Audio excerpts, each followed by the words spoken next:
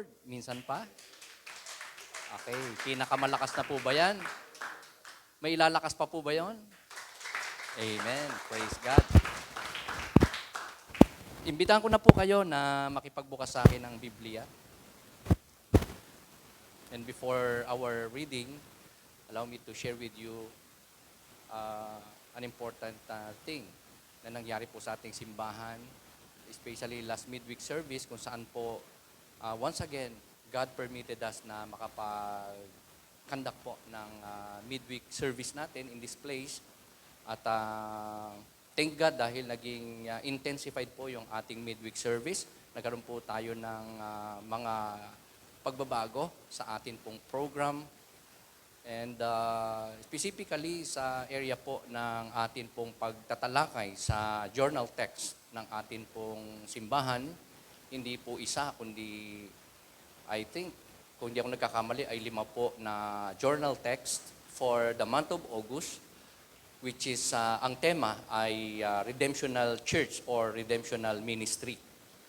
Ang Redemptional Church or Redemptional Ministry na theme ay isa sa mga core values ng atin pong church. As you can see dito po sa ating core values, kung saan makikita natin yung mga iba't ibang theme natin o core values na nagiging theme po natin monthly, such as contextual, ang church po natin ay redemptional, nandyan, holistic, immersional, theological, intentional, missional, biblical, holistic, and offensive. So isa po sa 9 core values natin yung theme ng month of August sa atin pong journal text. And ito po ang ilan sa mga picture natin last Wednesday. Nakakaiba po yung setup natin, hindi po conventional, hindi po ganito, hindi plenary, kundi nakapaikot po kami dahil dyan po ay binulay at inexegete at itinuro, hindi po ako, kundi ng bawat isa na mga kapatiran pong nakasama natin sa ating midweek service last Wednesday. So, ang bawat isa po ay nag-reflect sa Word of God, nag-share ng insights, at nagturo sa bawat isa sa amin, ang bawat isa. Kaya kahit ako po ay na-bless dahil lahat po ay nakapag-share ng Word of God. Especially yung mga bihira po nating makita dito sa unahan, never pa yata na nakakatayo ng mga kapatiran natin ay nagkaroon po ng pagkakataon, ng privilege from the Word of God na maibahagi sa bawat isa sa atin. Ayan po, si Sister Marie, si Brother Luis, si Carcy, ayan. At ang bawat isa na nakasama po natin. Ito po yung mga texts, journal text na amin pong binulay, mineditate, nireflect, inexegete. And one of it, mga kapatid, yung journal text po natin last August 6 ay decided as the Spirit led us on this theme na redemptional ministry or redemptional church ay Galatians 4:1-7. So, dito po tayo magsisimula sa atin pong pag-aaral ng salita ng Diyos for today. Our scripture reading will be on Galatians 4 verse 1-7. If you have your Bible, please turn with me in this passage, Galatians 4 verse 1-7. Pangunahan ko pong pagbasa sa English po muna. Ganito po nakasulat.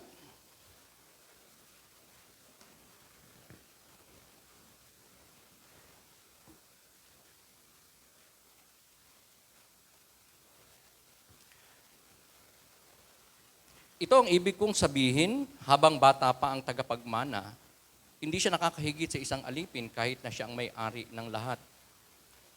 Sa halip, siya'y nasa ilalim pa ng mga tagapangasiwa at mga katiwala hanggang sa panahong itinakda ng kanyang ama. Gayon din naman, tayo noon ay nasa ilalim ng mga tuntuning umiiral sa sanlibutang ito hanggang sa tayo'y dumating sa hustong gulang. Ngunit nang sumapit ang tamang panahon, isinugo ng Diyos ang kanyang anak na isinilang ng isang babae at namuhay sa ilalim ng kautusan upang palayain ang mga nasa ilalim ng kautusan. Sa gayon, tayo'y maituturing na mga anak ng Diyos. At dahil kayo'y mga anak ng Diyos, isinugo niya ang espiritu ng kanyang anak sa ating mga puso na tumatawag sa Diyos ng Ama, Ama ko. Ginawa na kayo ng Diyos na mga anak at hindi na mga alipin. At kung kayo'y mga tagapagmana niya. Ito ang mga mapagpalang salita ng ating Panginoon. I-share ko po sa inyo ang topic, halo po sa ating passage na binasa at napakinggan, na pinamagitan ko po na adopted identity, redeemed personality. Ang mga pagkakakilanlan ng mga kinupkup ng Diyos at ang personality ng mga adopted, which is at the same time redeemed o tinubos ng ating Panginoong Jesucristo sa krus ng Kalbaryo. So the question na sasagutin po ng ating passage for today is that what are the important facts about our identity as the redeemed or adopted people of God? Ang una po is that we were children in bondage before. Tayo po ay mga anak ng Diyos na dati ay nakatanikala sa kasalanan, in bondage sa sin, o in bondage sa mga iba't ibang katuruan o paniniwala ng mundo na hindi ayon sa kalooban ng ating Panginoon. Kasi sa verse 13, ang sabi po doon, sa English naman, basahin po natin, sabi dyan, what I am saying is that as long as an heir is underage, he is no different from a slave. Although he owns the whole estate, the heir is subject to guardians and trustees until the time set by his father. So also, when we were underage, we were in slavery under the elemental spiritual forces of the world. So, dyan po ay makikita natin, mga kapatid, na ang isang bata ay bagamat may ama, bagamat ang kanyang ama ay masasabi nating maraming resources, mayaman, sobrang yaman, pero hindi niya pwedeng ma-enjoy ang mga kayamanan na yon dahil siya ay bata pa, lalo na kung siya ay sanggol. Di po ba? Gaya natin, kung may anak tayong sanggol, baby, kahit may sasakyan tayo, may bahay, may pool, etc., hindi niya pa kaya na i-avail, i-enjoy. Ang bata ay maikukumpara natin sa mga alipin o slaves. Wala silang pinagkaiba. Ang bata, habang maliit pa, wala pang kakayanan, ay maihalin tulad sa servant. You know what, sa Roman world in the past, in the Old Testament time, ang mga masters, lalo na yung mayayaman na ama o masters, ay may mga slaves. At ang nag-aalaga sa kanilang mga anak ay mga slaves. May tagapangalaga ang kanilang mga anak.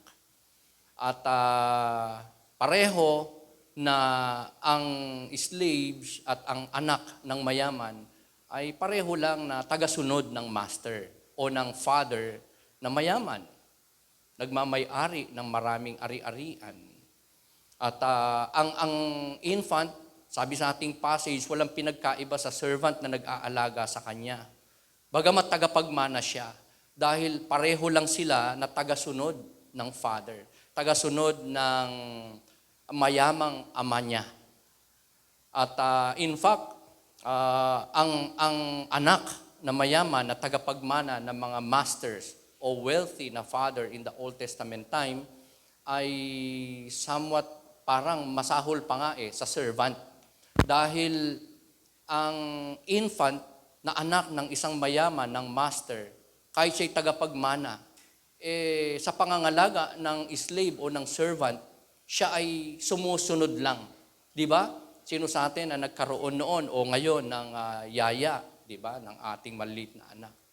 Di ba? Pag sinabi nung yaya na, come here, susunod yung bata, pero tagapagmana yon. Pag sinabi nung yaya o nung tagapangalaga, caregiver na, huwag kang pumunta dyan, dito ka lang, huwag mong hawakan yan, huwag mong gawin to, etc., etc. Di po ba? Sumusunod ang bata. Sumusunod sa servant, sa yaya, sa caregiver ang bata. And pareho sila na tagasunod ng master, ng ama ng bata. At sila ay somewhat parang walang pagkakaiba, mga kapatid. Ang tinutukoy ng account na yan, mga kapatid, ay walang iba kundi ang batas na naging guardian, tagapagbantay, tagadisiplina, tagapagturo ng mga tao in the Old Testament time. Remember, tinawag ng Diyos si Abraham at binigyan ng mga iba't ibang kautusan, especially si Moses na tumanggap ng batas ng Diyos, ng Ten Commandments, and a lot more na mga laws of God in the Old Testament time na ipinatupad sa mga Israelites, sa mga Hudyo, at nakarating hanggang sa New Testament time na mga batas na naging gabay nila, naging guardian o parent nila, o batas na dumidisiplina sa kanila. At yun ay for the purpose na ang mga Israelites, ang mga Jews, the people of God, the nation of God, ay maihanda ng Diyos para sa ipinangakong pagparito, pagkakatawang tao, pagdating ng Savior, and that is the Lord Jesus Christ. Makikita natin ang katotohanan na yan sa Galatians 3 verses 23 to 25 kung aatras po kayo ng pagbasa. So in the time of our passage, mga kapatid, na sinulat ni Apostol Pablo, meron pong mga group of people, teachers of the law, na tinatawag na Judaizers, na ang paniniwala ay Judaistic, Old Testament laws, Old Testament covenant, ang kanilang dala na turo at pinipilit na isubo, ipagawa, at maipamuhay ng mga modern Old Testament o New Testament Christians. At ito, mga kapatid, ay nagkakaroon ng hindi lamang argumento o debate, kundi isang napaka-detrimental na impact o effect sa buhay ng mga New Testament saints. Sapagkat si Kristo ay naparito na, nagkatawang tao na, namatay na sa krus, and yet there are some people, the Judaizers, na gustong maibalik ang mga New Testament Christians, specifically the Galatian brethren, saan? Sa pagsunod sa mga batas. Remember, ang kanila pong paniniwala is that faith is not enough. Kailangan dagdagan mo ang pananampalataya mo sa Diyos ng ng pagsunod sa batas, ng paggawa ng mabuti para maligtas ka. And yet, ito ay in contrary sa katuruan ng Panginoong Hesus, sa ipinangaral at pinakalat din na katuruan ng mga alagad ng ating Panginoon, lalo na nung wala na si Lord, na sa pamamagitan lamang ng pananampalataya ay maliligtas ang isang tao. At ang isang taong may tunay na pananampalataya, may kaligtasan, ay magbubunga ng mabubuting gawa. So these Judaizers wanted the Galatians to go back into legalism. In our time, mga kapatid, ang dami-dami po pa rin mga legalists o legalistic people o legalistic views na meron ng mga tao.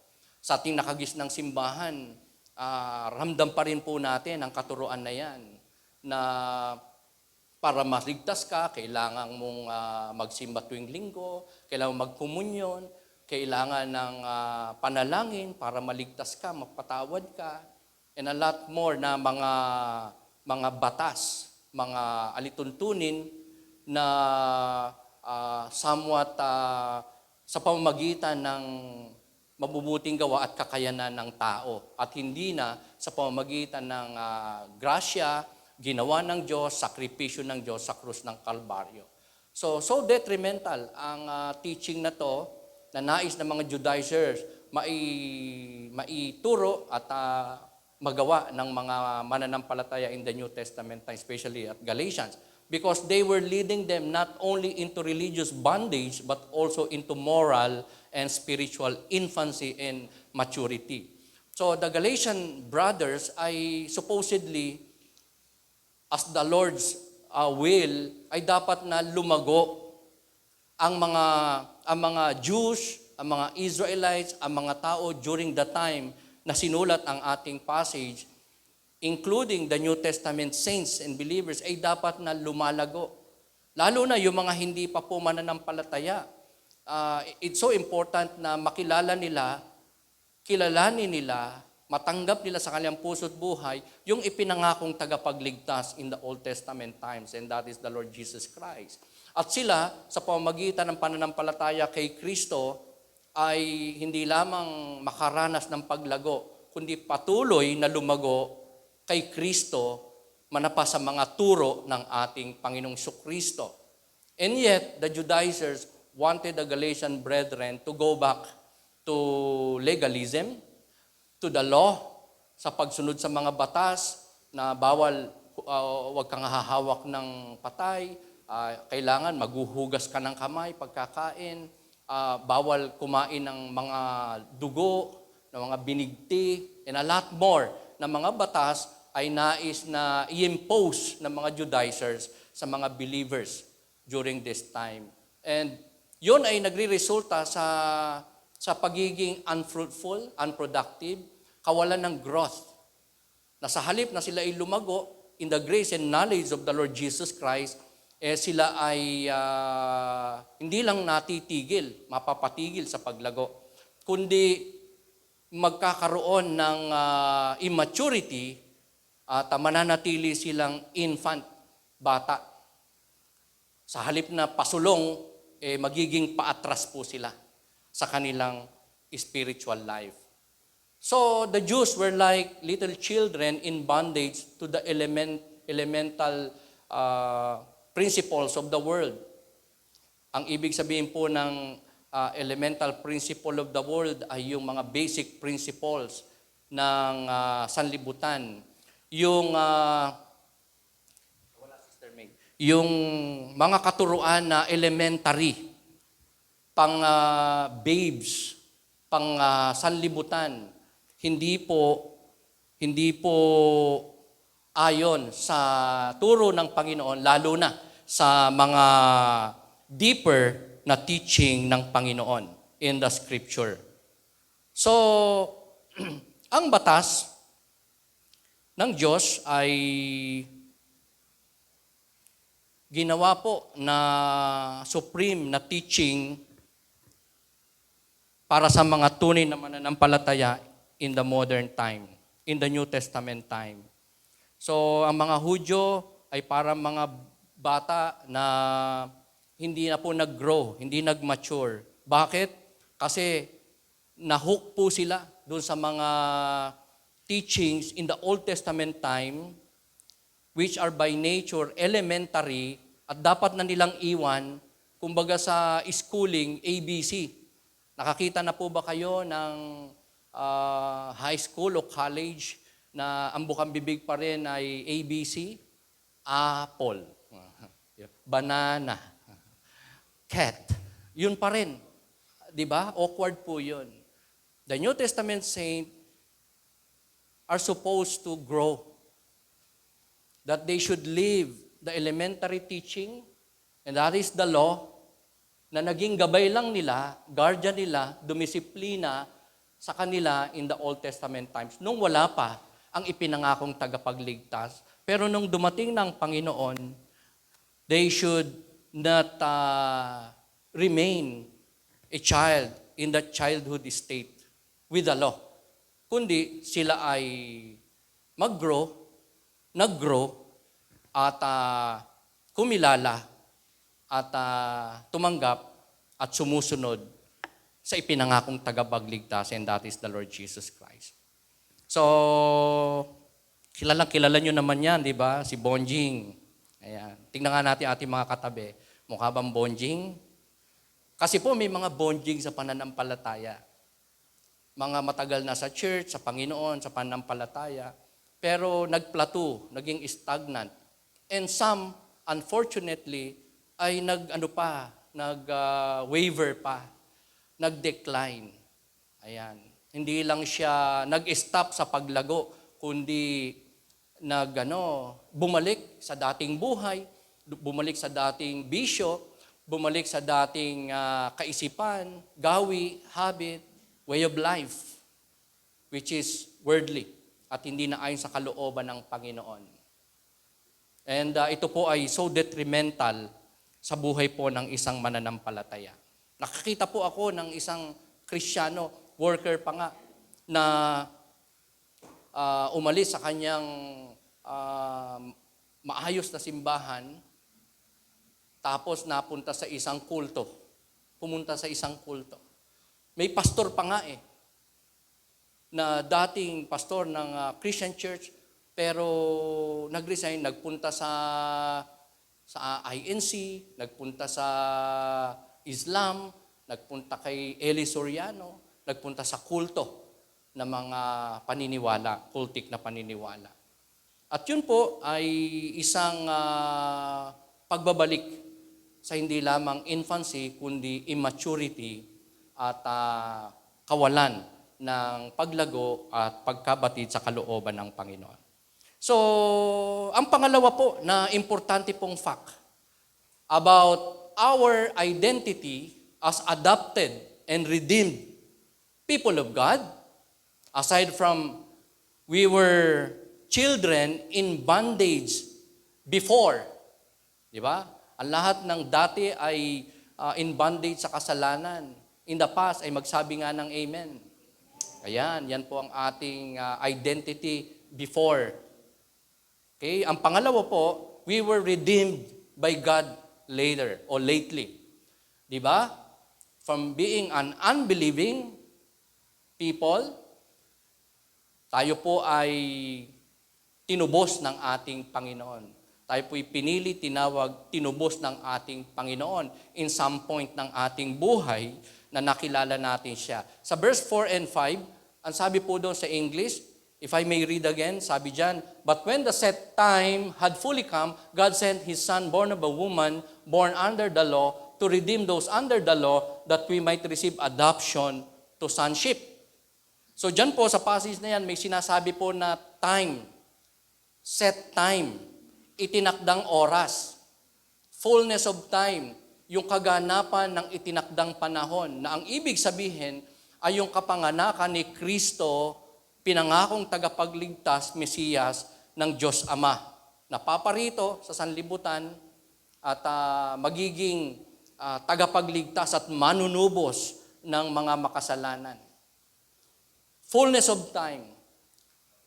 The time set by God na dumating sa matagal ng panahong pangako, nangyari at dumating ang panahon na yan, ang pagdating ng ipinangakong tagapagligtas. Isang napapanahong pagparito ng Diyos sa pagkakatawang tao at so timely na appearance ng Diyos as human in this world, and that is the Lord Jesus Christ. Sa panahong tamang-tama na ang kanyang pagdating, ang sanlibutan ay dying. Pagdating po sa pagkakaroon ng marami at iba't ibang relihiyon, ang tao, wala na silang makuha doon, mga kapatid, na kalakasan. Hindi nila masumpungan ang tunay at katiyakan ng kaligtasan, ng pagiging ligtas, pagiging anak ng Diyos.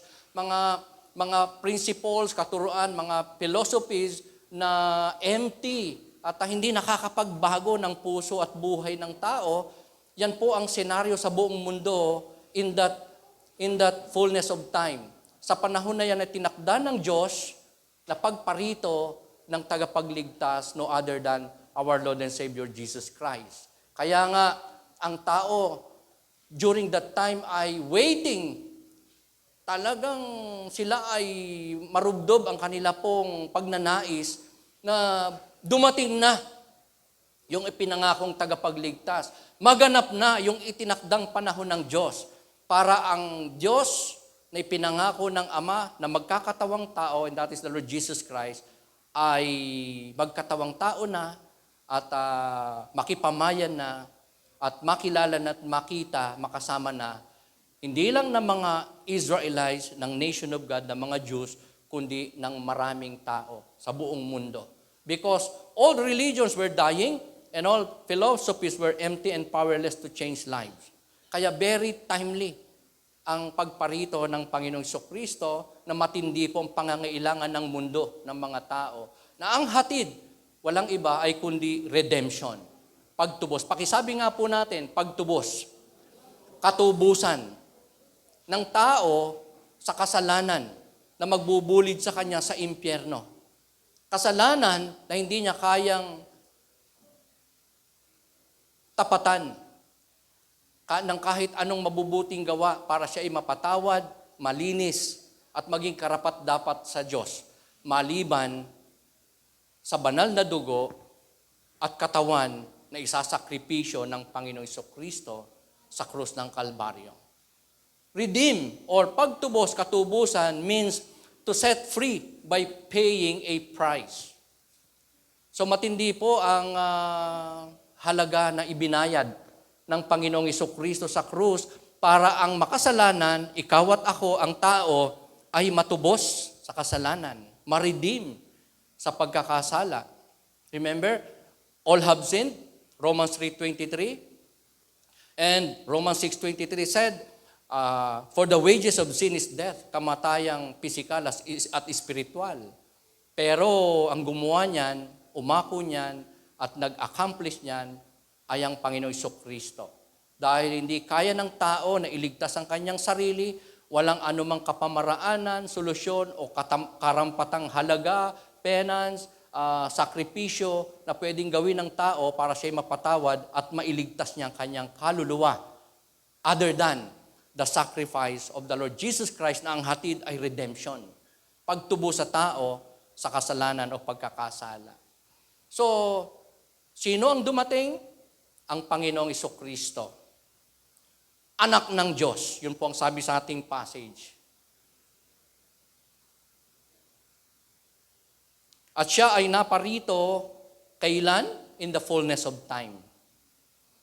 Very timely. Natupad ang pangakong panahon ng kanyang pagparito, panahong kailangan ng tagapagligtas ng sanlibutan, at paano siya naparito sa mundo? Born of a woman. Yun po ang sabi sa ating passage. Kaya makikita natin ang dual nature ng Panginoong Jesucristo in our passage in verses 4 to 6. Na sinabi doon na isinugo ng Ama ang anak, that is the Lord Jesus Christ, and siya ay ipinanganak ng woman, di ba, ni Virgin Mary. Kaya si Lord ay may dual nature at makikita natin dyan ang Trinity, ang presensya ng Diyos sa tatlong persona, Father, Son, Holy Spirit. At ang purpose ng pagparito ng tagapagligtas ng Son, ng anak ng Ama, ng Diyos, walang iba kundi si Jesus Christ, is to redeem mankind. To redeem the sinner from sin. Na kung sino man ang sa kanya'y mananampalataya kay Kristo bilang Panginoong tagapagligtas ay hindi mapapahamak kundi magkakaroon ng buhay na walang hanggan. John 3:16. John 1:12 says, to all who receive Him, to all who believe in His name, He gave them the right to become children of God. Jesus said in John 14:6, I am the way, the truth, and the life. No one can come to the Father except through me, Jesus said. So ang pagtubos, ang pinakapangunahing layunin ng Diyos, ni Kristo, nagkatawang tao, para sa mga makasalanan, katubusan. Kaya nga, nung maparito si Kristo, ang hatid po niya, katubusan na nangangahulugan ng kalayaan ng tao sa pagkakasala. Hindi na, from then on, naging in bondage sa kasalanan ang tao na nanampalataya kay Jesus Christ. Lamang, may mga nagko-convince sa mananampalataya na bumalik sa batas. Huwag makontento sa pananampalataya kay Kristo, sa pagsunod sa kanyang kautusan, kundi magpatuli, kundi magkaloob, magmanalangin ng paulit-ulit, ng sobrang haba, at marami pang mga batas na kinakailangan di umano na kanila'y sundin para sila ay maligtas, ganun din naman para lumago. So to go back into the law is to undo the very work of Christ on the cross. Kaya nga, nowadays, marami po ang naniniwala na kulang ang pananampalataya, kailangan mong dagdagan, plus, good works, para maging equivalent to salvation ng iyong faith.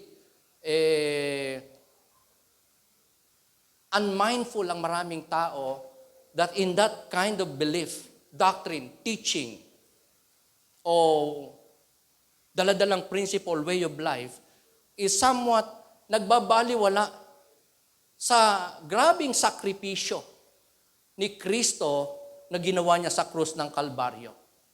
Ang kanyang pag-aalay ng buhay doon, pagtitigis niya ng kanyang precious blood, ang kanyang pag-iwan sa langit, pagkakatawang tao, pagbaba sa lupa, pakikipamayan sa kanyang mga nilikha, sa makasalanan, ay nababaliwala. Sa mga tao na nasa ilalim ng batas, patuloy na sumusunod sa batas, sa paniniwalang ang pananampalataya hindi sapat at kailangan dagdagan ng pagsunod sa mga batas.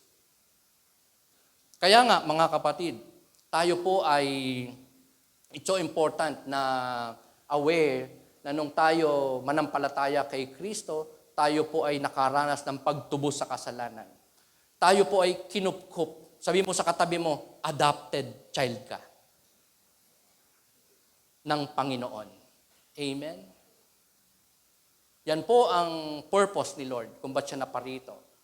Ang tayo po ay tubusin sa kasalanan, manapa ay kupkupin bilang mga anak.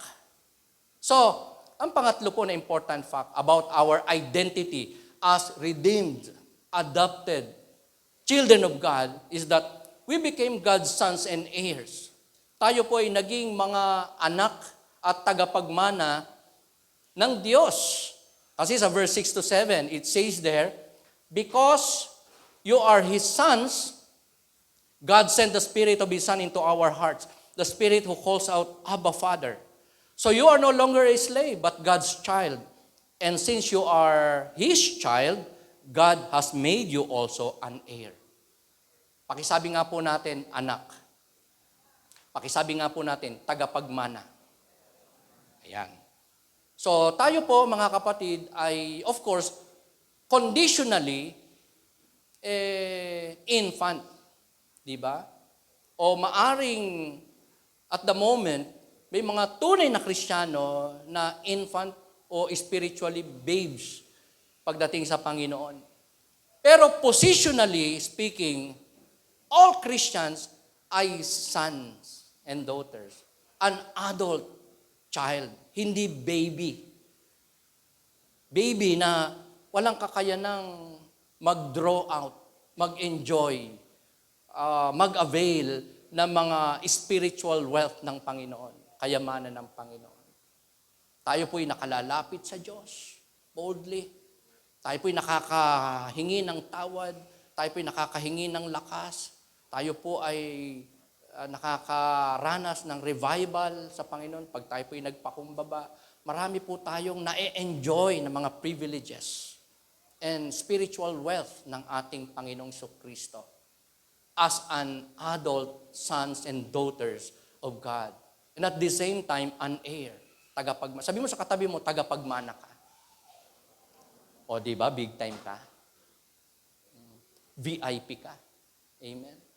Ang ating mamanahin ay hindi lamang mai-enjoy ng mga resources o kayamanan na pangsanlibutan, kundi higit sa lahat, spiritual wealth na nagmumula sa ating Panginoon na kaya po nating i-avail, i-enjoy, maranasan, matamasa sa atin pong mga buhay.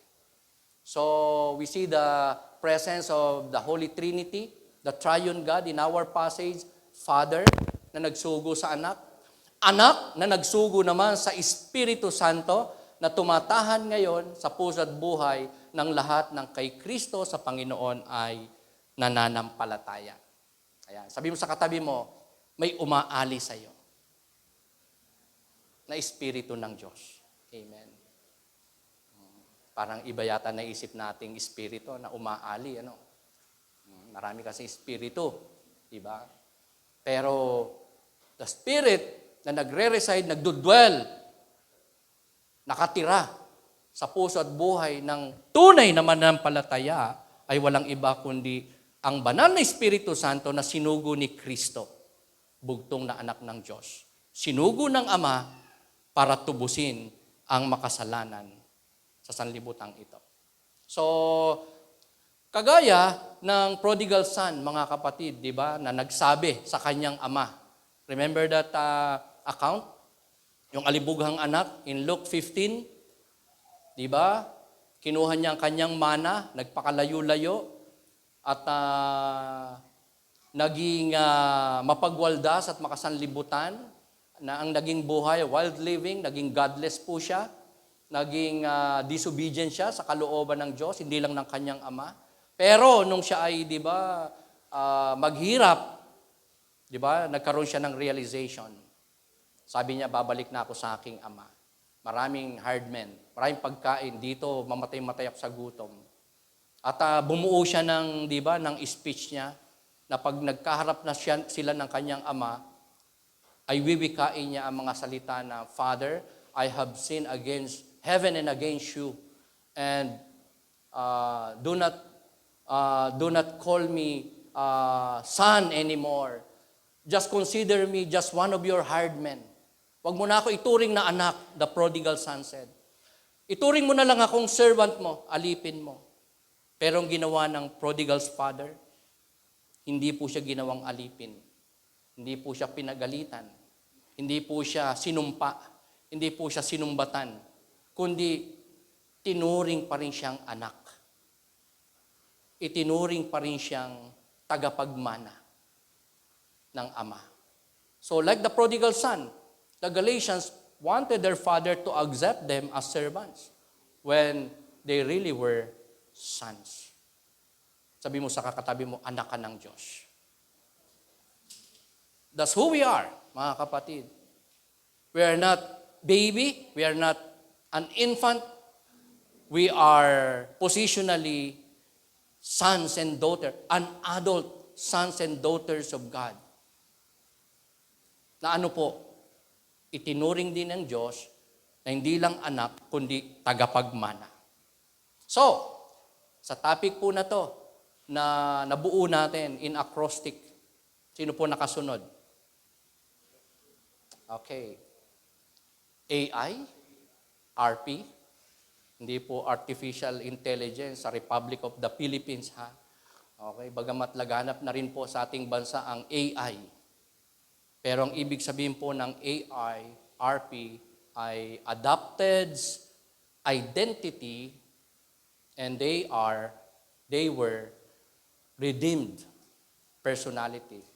Those adopted by God, ang mga kinupkup ng Diyos sa pamagitan ng pananampalataya kay Kristo, sa pamagitan ng pag-ibig ng Diyos, pagpili ng Diyos sa tao, sa makasalanan, ay may mga identity.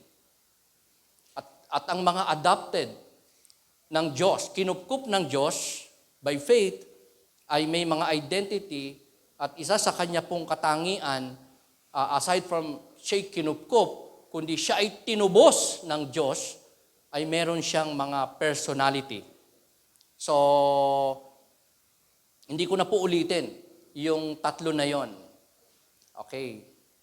Dahil yun po ay suppose naranasan natin, alam na natin, at na-remind tayo dyan, and i-share ko na lang po sa inyo ang akin pong parang prescription, proposition, o parang things to do po natin for today on this topic, AI, RP, adopted identity, redeemed personality natin na mananampalatayang kagaya natin before God, before our Lord and Savior Jesus Christ, ay walang iba kundi sambahin natin siya at paglingkuran ang ating Diyos with an upgraded model as He is the Almighty God. Pakisabi nga po natin, upgraded model.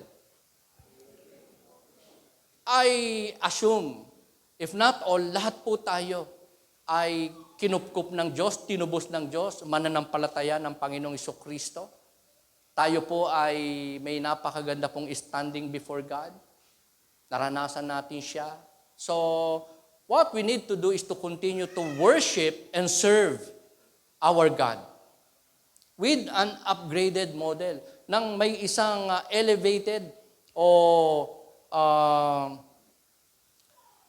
lumalago, lumalawig, lumalalim, lumalawak na model, hindi ng gadget po. Kasi the model that I'm telling you today ay mga duty, gawi, responses natin na dapat nating hindi lang pinagpapatuloy na gawin in worshiping and serving our God, kundi ito ay mapalago natin sa ating mga buhay, this upgraded model. Nang ibig ko pong sabihin is that i-upgrade po natin, i-level up po natin, alin ang atin pong motivation sa paglilingkod sa Diyos, pagsamba sa Diyos, sa ating offering sa Diyos, hindi lang ng mga material things, finances, kundi ng ating time, oras, puso, isip, lakas, kaluluwa, yung atin pong devotion sa Kanya o dedication sa ating Panginoon, yung passion natin na siya po ay makaulayaw everyday sa ating buhay, makapanatili tayo sa Kanyang banal na presensya in every time in every minute ng ating buhay, na kapag tayo po napapahiwalay sa presensya ng ating Panginoon because we have committed sin against Him, magmamadali tayong lumuhod at lumapit sa Diyos, magpakumbaba, humingi ng tawad, magpalinis upang ma-restore ang ating pong fellowship with our God by being devoted, dedicated sa ating Panginoon in good times and in bad times. Sa panahong masaya, mahirap, maluwag, masagana, o tayo may kagipitan at may iba't ibang mga pinagdadaan ng mga difficulties, inconveniences in life, we need to be devoted and dedicated. All the more sa ating Panginoon sapagkat ramdam na po natin ang muling pagbabalik, ang katapusan ng sanlibutan ito. The signs ng second coming ng ating Panginoong Jesucristo ay nagaganap na, mga kapatid. Nandyan na ang mga signs of His second coming. Signs of the end of the age ay nandyan na po. Kaya we know na nasa huling panahon na po tayo, nasa last days na tayo, at babalik muli ang ating Panginoon. And it's so important na datnan niya tayo, na tayo po ay may upgraded model, na motivation, offering, devotion or dedication, endurance. Na sa panahon ito na napaka-severe, stressful, matindi ang pressure sa atin, hindi lang sa libutang ito, sa trabaho, sa negosyo, at sa paligid natin, sa iba't ibang klase ng mga tao, o mga sistema sa libutang ito, kundi ng dyablo na talaga pong tayo ang pangunahing target at hindi po tayo tinatantanan, parang si Mike Enriquez, ang dyablo. Walang day off yan. Talagang hindi po tumitigil ang kaaway, ang dyablo, ang kasalanan sa ating buhay. At what we need is a strong faith, motivation, devotion to God, dedication to God, and endurance. Sa mga, from time to time, pinapahintulutan po ng Panginoon ang mga pagsubok, mga kabigatan, mga testing, mga trials and troubles of life na naglililok po sa ating character at sa ating pong pananampalataya at patuloy na paglilingkod sa ating Panginoon. Upgraded model na pag-ibig, which is not just Philadelphia love, brotherly love, kundi pagmamahal din naman sa iba na hindi pa nakakakilala sa ating Panginoon. Agape love, which literally means sacrificial love. Pakitanong mo yung katabi mo, upgraded model ka ba? Diba? Meron tayo siguro upgraded na upgraded cellphone, upgraded na bahay, upgraded na sasakyan, upgraded na mga kikay kits. Pero napaka-importante sa ating buhay bilang mga kinupkup ng Diyos, tinubos ng Diyos, mga kapatid, na ang ating identity, mga kapatid, ay sobrang ganda at sobrang nakaka-amaze na mga experiences natin in the past, ngayon, and even the future, bilang mga kinupkup ng Diyos, tinubos ng Diyos, mga anak ng Diyos, God expects His people, you and me, na hindi lang magpapatuloy sa paglakad sa kanyang mga daan, kundi all the more magsusumikap na makapag-upgrade ng ating model. And that is our motivation, offering, dedication or devotion, endurance, and most of all, pag-ibig sa ating Panginoon. Can we say amen? Let's rise up. Magpasalamat po tayo sa ating Panginoon at manalangin. Aming dakilang Diyos, maraming salamat po once again for feeding us by your word. Thank you, Holy Spirit, for teaching us, for giving us an understanding from your word. Thank you, Father, for sending your Son, and for your Son who willingly offered His life, His body, His precious blood on the cross, upang kami po ay linisin, mapatawad sa aming mga pagkakasala, maging mga adopted sons and daughters of God by faith sa aming Panginoon at tagapagligtas na nabayubay sa krus at sa aming tumubos, sa aming kumupkop bilang kanyang mga anak. Tagapagmana ng kanyang mga spiritual wealth in this world and in the life to come. Lord God, thank you so much for your grace.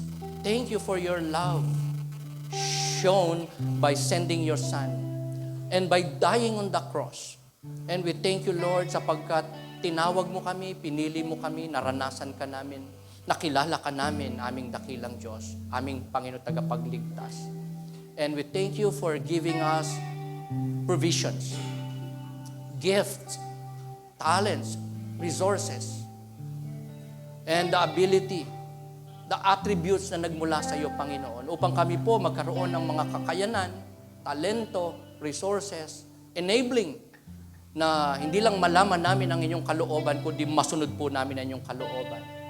And Lord, we commit to you, Lord, today, sa mga ipinagkaloob niyo po sa aming magaganda at mabubuting motivation, sa amin pong mga offerings sa iyo, sa amin pong devotedness, sa amin pong kinakailangan po na higit pang kalakasan, endurance, patience, long-suffering, and most of all, Lord, pag-ibig, hindi lamang sa iyo, sa mga kapatiran, kundi sa lost world, lost people out there, na kinakailangan po naming maabot, mabahaginan ng inyong salita, makakilala sa iyo, aming Panginoong Kristo bilang Diyos, Panginoon tagapagligtas.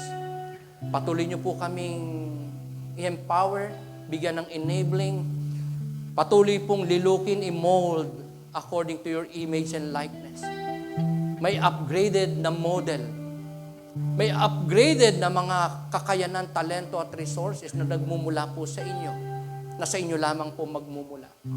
Kinakailangan po namin bawat araw for us not just to be able to overcome sin and temptation in our lives, but most of all, by being upgraded in our models.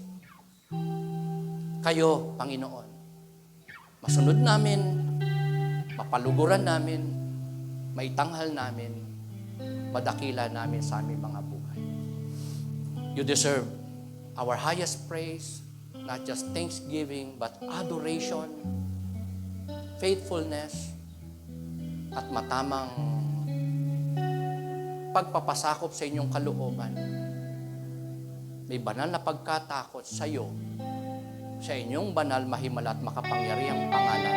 Aming Ama, aming Panginoon, tagapagligtas, manunubos, ang aming Hari, ang aming mahimala na Diyos, ang aming kaisa-isa na Diyos na nagmamahal at minamahal ngayon at magpasawalang hanggan. Maraming salamat po, our one true and triune God.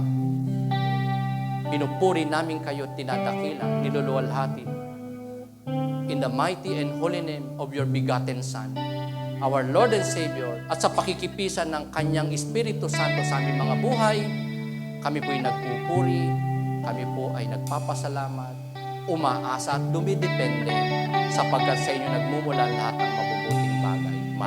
Maraming salamat po. Pinupuri ka namin, patuloy niyo kaming linugin. Ngayon hanggang wakas, all alone for your glory. And all this we ask and pray in Jesus' holy and mighty name. And we say, Amen. Amen. Amen. Amen and amen. Patuloy nating purihin at lapitan ang ating Panginoon.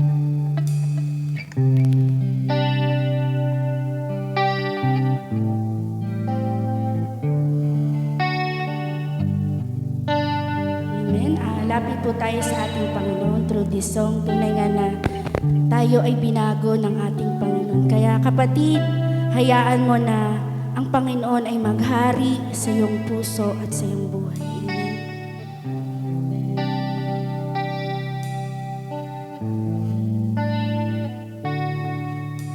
Nung una, ang akala ko, ang buhay ko ay di na magbabago. At kahit ano pang gawin, ako'y bumabalik sa maling gawain. Marami na akong sinubukan, kung sino-sinong nilapitan ng halos. Ako ay sumuko na, si Jesus ay nakilala. Ang aking buhay ay dinako niya, magmula na ako'y magkasama.